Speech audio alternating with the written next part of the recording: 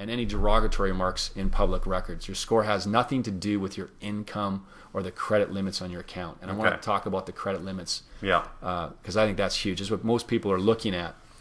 We talked about this too on your report, for instance, that the creditors only report once a month to the bureaus. Right. So if, let's say, they report on the 20th of every month, and you pay your bill off on the 20th, because that's your payment due date. Sure. Or that's just maybe you got an auto pay, or whatever it is, Yeah. and you pay it off on the 21st of every month, well, they're not going to catch, that's not going to show up in your report. Yeah, let's say you max out your card every month. Right. And you pay your bill on they check it on the 20th, and it's maxed out, and it's like you've totally used up all your available credit. Yeah.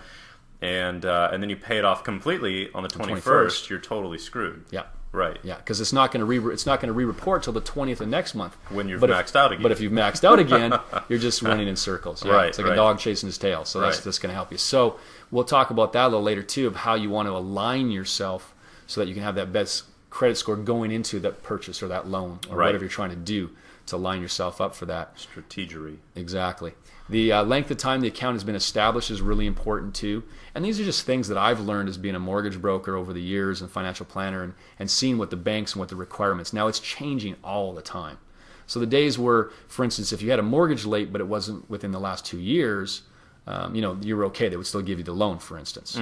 Well, again, every bank is different. The lending requirements are changing all the time. So all I can do is teach you how to get the best credit score, how to line yourself up strategically, like you said. So when you go into that bank or that dealership or whatever you're trying to do to get the best possible score. So I always say 4 years. Like here's kind of the scenario. People ask, well, how do I get an 800 credit score? You want to know how to get an 800 credit score? You can't be an investor. You can't be an entrepreneur. It's hard to get in that 800 credit score. But here's what they're going to look at: the date, the length of time the account's been established. So if it's been at least 4 years, that's kind of a good figure there. 4 years or more on that account. And this is any type of credit, whether it's a credit card, a home loan, a car loan, anything. Okay. Anything at all. You'll actually see that when you apply for credit, your actual score, if you pulled your credit the next month, it would actually take a dip. Oh yeah. And then come back up. Well, we'll talk about my car story here in a minute. Yeah. And that's why I said that the rules of this are so backwards, upside down, inside out. Yeah. For instance, let's use a quick little analogy. I think that'll kind of get the message across there. For instance, Mike, you have a credit card with a $30,000 limit. Okay. And you owe $10,000 right now. Okay. That's how it's reporting. So you're at a third of your limit. Okay. I have a credit card for $500, and I owe $400 on my credit. Okay. Who's in worse shape? Well, that's a trick question. Right. Financially, because that's how most of us think. Well, Mike he owes $10,000. Right. Because let's say we make the same amount of money. You might say, well, this guy's a millionaire, so 10 grand's no big deal. This guy's makes $20,000. Let's say everything's even. We both make the same amount of money. Same amount of money. Okay. This is what our limits. This is what we owe on our credit cards. Right. I mean, we could have even used the same $30,000 limit. But what I like to do is to show that financially, who's in better shape or worse shape. Well, the guy who owes $400 is probably in better shape if he's making $1 million a year than the guy who owes $10,000 on a $30,000 card. Sure. Financially. Right. But, and then that's why people look at their cards and always go, okay, what's our highest interest rate one? Yeah. Let's pay that down first. Yeah. But that's where we're going to teach you about the tricks of the game here and how you have to play the game, because that's a trick question that the person, you that has $10,000 on a $30,000 card, is actually in better shape on your overall credit profile.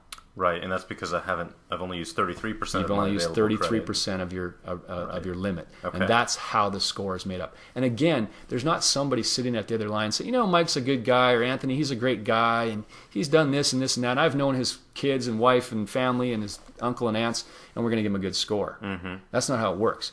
All this stuff is just run by a computer. Right. Algorithms, like you said again. So that's how they're going to determine score. So 33% versus 80, 90%. That's how we're scored. Okay. So again, too, you don't have to. People think they have to go and I got to go out and raise my limit. I got to have if I have a $50,000 card limit or a $100,000 card limit, the banks are going to look at me so much more differently. Okay. And they're not. Why? Now, why is that? Because again, and then sometimes it might actually go against you, because if you have a $100,000 limit and you owe 50 grand, because when you're going to get a loan, it's your credit is one thing, right? But now your debt to income ratio. Gotcha. Okay. Okay. And there's a formula for that too. Right. Unfortunately. Right. Yep. So they're looking at and going, okay, well, yeah, you have a $100,000 limit, but you owe 50 grand. So if we look at your monthly your monthly payments on all these debt, right? Maybe you have a nut of $10,000 a month you owe, and now you want to take on another $3,000 or $4,000 a month mortgage payment, and they're looking at that saying, well, can you really afford this? Right. And if you're an entrepreneur and an investor,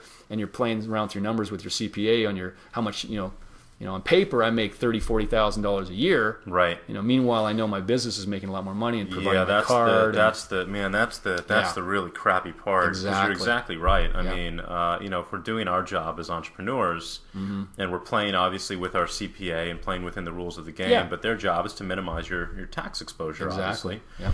And in order to do that, how can you use the rules of the IRS to make your income, taxable income, as small as possible every year. Right.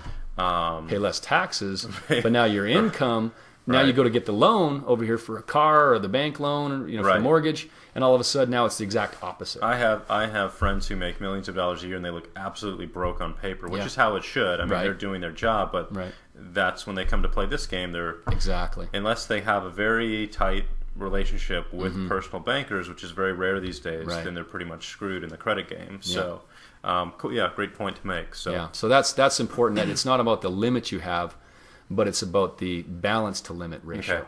And so the magic number, so we can talk about that. We're talking about 4 years having that account established. How many open accounts? Let's go back to that point there. It's the second point under there, bullet point. Okay. Is that you never want to have more than probably 3 to 5 revolving accounts, which is credit cards. Okay. And we'll talk about how much credit cards play a role in your credit in a second too.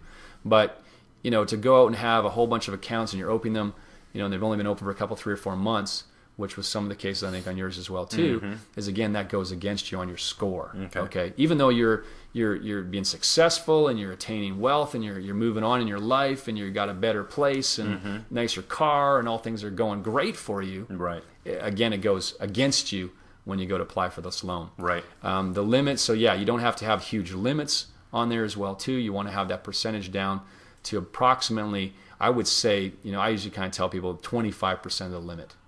Some people say 30, 35%. Sometimes I just say 20, 25% because I know they're going to go 30. They're going to stretch it out a little bit. Okay. But the lower that you can have that, the better. Now, you never want to have, another thing too you never want to do is don't say, well, I got this card and I never use it. I paid it off. Right. I used it once, I paid it off, and it just sits there. It's an open account. Yeah. Well, that doesn't help your score either. Okay. You have to, they look at what's called the DLA, which is date of last activity. Okay. Okay. And they want to see that you're actually using it. So I have some of those. I have some little, literally like $1,000 credit limit credit cards from college. Should I just close those? I mean, don't necessarily close them. Again, we'll have to look at how many accounts you have open. Okay. So if you had 10 or 15 credit cards out there, I would say yes, the cards you're not using anymore. Right. Get rid of them. But, and this is why this is such a tricky subject to talk about. I hope I don't sound like I'm really scatterbrained and it's like, man, this guy's just like all over the place. He told me to do this, but then he told me to do that, and now he's telling me to do something else. Right. But because there's so many variables that make up your credit score. So for instance, that question there again, should I close it if I have 10 or 15 cards? Yeah, possibly. But then again, if you've had it for 10 years, you got 10 years of history on it. Versus, and then you haven't used it, mind you, but it's been open for 10 years, which shows the score better. Versus if you say, well, I'm going to close that one because I don't use it, but I got these other 3 cards I just opened a month ago and I'm using those cards. So now you close this off, you just erase that history. Right. And now you're basing it off the last 3 months or the last month. Okay. So it's really tricky, and that's why I have to coach everybody individually on their overall profile, and you really have to take a look at that, and there's so many variables. But if we're just trying to say, what's the best case scenario? How do I attain that 800 credit score? Okay. So I have 3 to 5 credit cards max. Hopefully these accounts are at least 4 years old. Mortgages are good, maybe a car loan on there, but again, over 4 years if possible. Okay. The balances are never above 25% of its limit. And of course, we don't want to have any derogatory remarks on the report at all. Okay. And that's going to help us attain. So maybe we kind of went about that in a roundabout way to get back to here's what you need to have. Okay. But if I just wanted to touch base with people who are in that situation, what can they do? Okay. And again, we just talked about that this score has nothing to do with your income. So next one, let's talk about how we can break this down and see this here of what's making up our actual credit score. And then I'm going to go back to, I don't have a slide on this one, but I'll talk about what are the best things to attain the best score. Okay. But 35% of this is made up of your payment history. Okay. So over the years, again, I kind of look at this like a report card from school. You've been in the first grade, you come home with a bunch of A's. Well, that's wonderful, but you've only been in the first grade. Right. Let's go through 12 years of school and see where you end up. Okay. So